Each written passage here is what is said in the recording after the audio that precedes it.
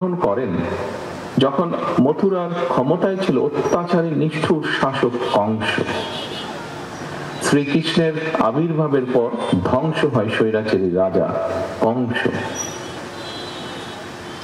প্রিয় উপস্থিতিবৃন্দ, গত এক দশকেরও বেশি সময় ধরে বাংলাদেশেও কংসের মতন এক নৃশংস স্বৈরাচার জনগণের উপরে জগদ্দল পাথরের মতন চেপে বসেছিল।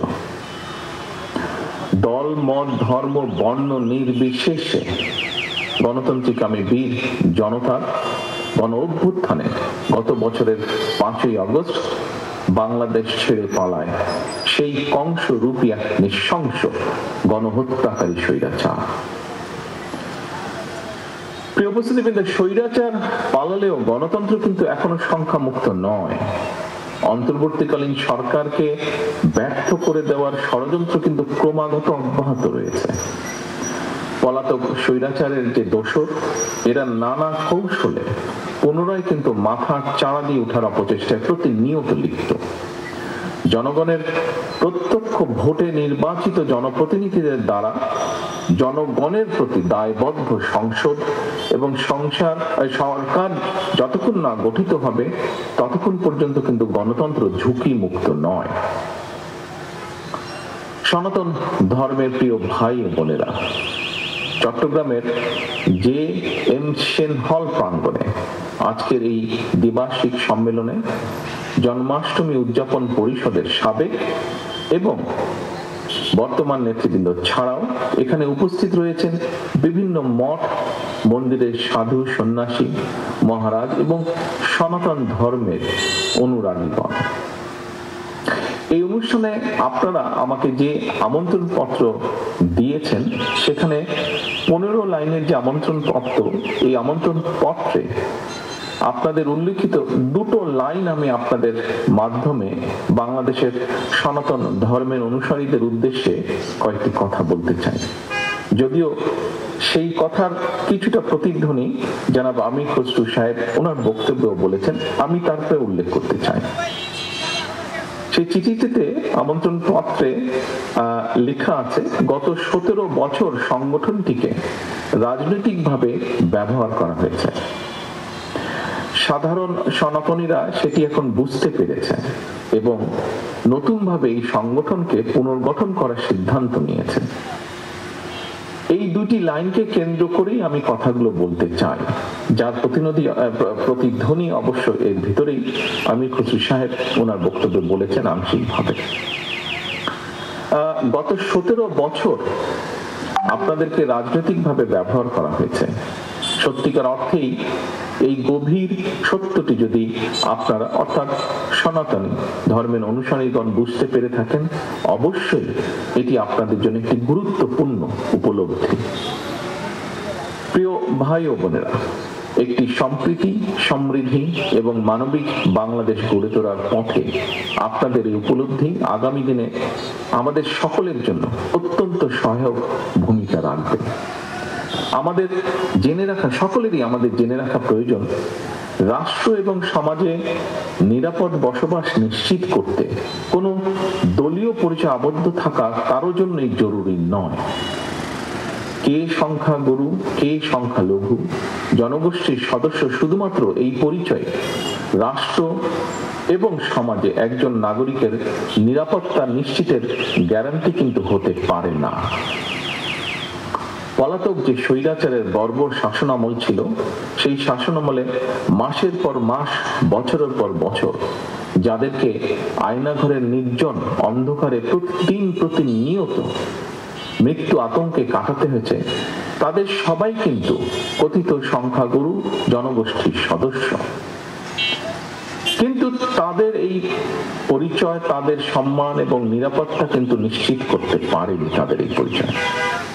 একটি রাষ্ট্র এবং সমাজে গণতন্ত্র, ন্যায় বিচার এবং আইনের শাসন রয়েছে কিনা সেটি সবচাইতে গুরুত্বপূর্ণ। রাষ্ট্রে যদি আইনের শাসন না থাকে, আপনি, আমি, আমরা অর্থাৎ সংখ্যালঘু কিংবা সংখ্যাগুরু কেউ আমরা নিরাপদ নই। সংখ্যালঘু কিংবা সংখ্যাগুরু, দল, মত, ধর্ম বর্ণ নির্বিশেষে প্রতিটি নাগরিকের নিরাপত্তার জন্য রাষ্ট্রে আইনের শাসন প্রতিষ্ঠার কোনোই বিকল্প নেই। একমাত্র আইনের শাসনই যে কোনো মানুষের নিরাপত্তা নিশ্চয়তা দিতে পারে। প্রিয় সনাতনী সম্প্রদায়ের ভাই ও বোনেরা, বিতাড়িত পলাতক স্বৈরাচারের সময় গত ১.৫ দশকে দেশের সংখ্যালঘু সম্প্রদায় কিংবা তাদের ধর্মীয় স্থাপনা অথবা বসত বাড়িতে হামলার ঘটনাগুলো যদি আমরা পর্যালোচনা করি, তাহলে দেখব হাতে গোনা ২-১টি ঘটনা ছাড়া বাংলাদেশের সংখ্যালঘু কেন্দ্রিক অধিকাংশ হামলার ঘটনা কিন্তু কোনো ধর্মীয় কারণে হয়নি। প্রত্যেকটা ঘটনা নিবিড়ভাবে তদন্ত করলে স্পষ্ট হয়ে যাবে। এখানে আমাদের পুলিশ বাহিনীর একজন সদস্য আছেন জনাব মাহফুজ, ওনাদের কাছে এই ইনফরমেশনগুলো অবশ্যই আছে। আমরা যদি অধিকাংশ ঘটনাগুলো নেপথ্যে যে দেখি, আমরা ঘটনাগুলো যাচাই বাছাই করে দেখি, তাহলে আমরা দেখব এই ঘটনাগুলো নেপথ্যে ছিল অবৈধ লোভ লাভের জন্য দুর্বলের উপরে সবলের হামলা কিংবা অসৎ রাজনৈতিক উদ্দেশ্য। সেজন্যই আপনাদের প্রতি আহ্বান, আপনাদের ধর্মীয় পরিচয়কে ভবিষ্যতে আর যাতে কেউ নিজেদের হীন স্বার্থে ব্যবহার করতে না পারে, সে ব্যাপারে আপনাদেরকে সতর্ক থাকার জন্য আমি বিনীত আহ্বান জানাই। সংখ্যা লঘু কিংবা সংখ্যা গরু, এটি কোনো একটি দেশের জনসংখ্যার চরিত্র বৈশিষ্ট্য নির্ণয়ের জন্য কেবল একটি শব্দ মাত্র, এর চেয়ে বেশি কিছু নয়।